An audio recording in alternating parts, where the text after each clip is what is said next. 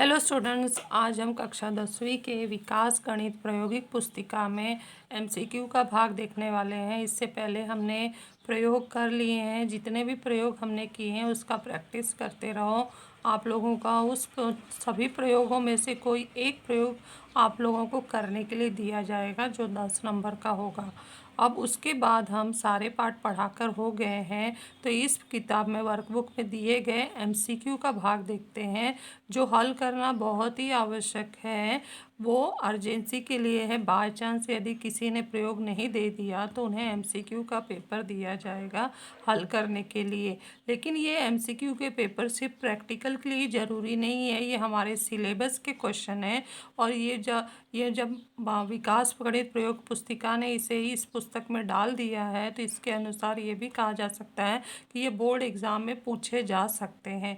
इसलिए आप लोगों को वो सारे एमसीक्यू हल करने यहाँ भी हैं, और वो सारे एमसीक्यू के प्रश्न आप लोगों को एमसीक्यू के नोटबुक में लिखने हैं, या फिर आप गणित के फेयर नोटबुक में लिखिए, वहाँ लिखिए जिसे आप आसानी से पढ़ सकते हो।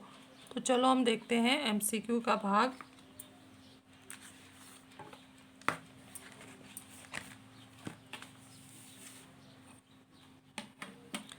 एमसीक्यू के 3 क्वेश्चन पेपर सेट हैं, जिसमें से ये पहला पेपर सेट है।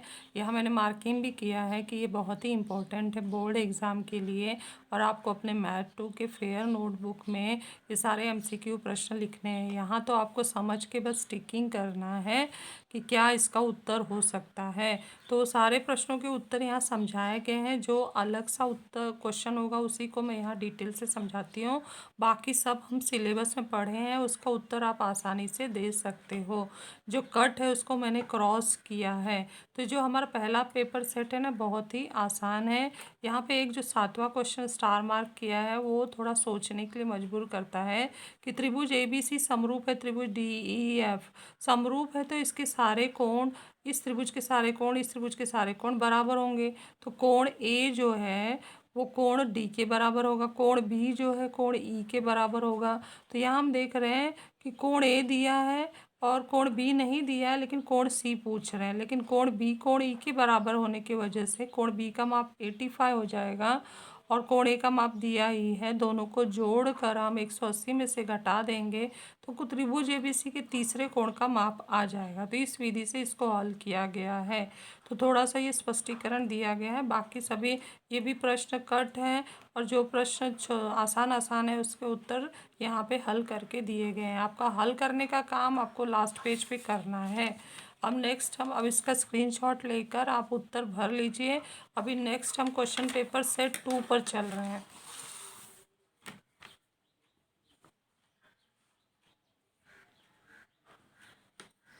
ये हमारा क्वेश्चन पेपर सेट 2 है। ये भी बहुत ही इम्पोर्टेंट है बोर्ड एग्ज़ाम से हिसाब से, इसलिए इसको मैथ 2 के फेयर नोटबुक में लिख लेना है।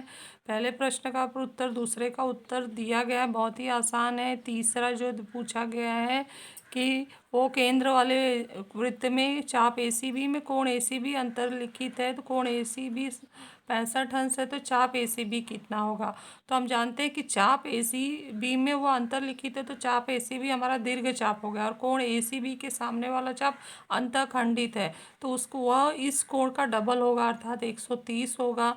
तो जब लघु चाप 130 है तो दीर्घ चाप हमें निकालने के लिए बोला गया है, तो दीर्घ चाप होगा 360 में से 130 घटा दे तो 230 उत्तर आएगा, जिसका मार्किंग यहाँ किया गया है। और रेखा ए बी एक्स अक्ष के समांतर है, और बिंदु ए का निर्देशांक जो है दिया गया है यहाँ पर 1 3 है, तो बिंदु बी का निर्देशांक क्या होगा। तो जब हमें ये 9th का फॉर्मूला याद रखना है कि यदि कोई रेख जो है एक्स अक्ष के समांतर है तो उसका वाई निर्देशांक समान होगा। तो हम तो संख्या नहीं जानते कि बी का क्या आएगा, लेकिन वाई का संख्या जान गए हैं, क्योंकि ए में वाई का संख्या 3 है तो बी में भी वाई का संख्या 3 ही होना चाहिए। तो हमें यहाँ देखना है, और जहाँ पे 3 आएगा उसको वो उत्तर हमें सही मानना है। और यहाँ पे देखो साइन थीटा बराबर 15/17 दिया, टैन थीटा निकालना है। तो हम सर्व समीकरण का उपयोग करके कॉस वर्ग थीटा से कॉस थीटा निकालेंगे, फिर टैन थीटा साइन थीटा बटे कॉस थीटा करके उसका उत्तर निकालेंगे। ये रफ काम मैंने आप लोगों को दिखाने के लिए यहाँ पर किया है।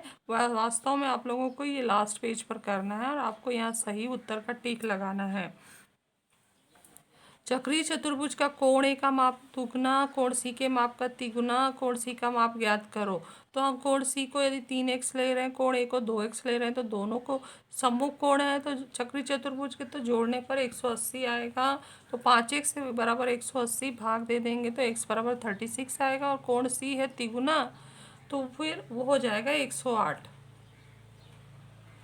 और एक ये आया है समबाहु त्रिभुज है तो उसकी भुजा 8 सेमी है तो उसकी ऊंचाई ज्ञात करो। तो ये सूत्र आप लोगों को याद रखना है कि समबाहु त्रिभुज की जो ऊंचाई होती है वो 60 अंश के सामने वाली भुजा होती है, तो 60 अंश का गुणधर्म लगाएंगे।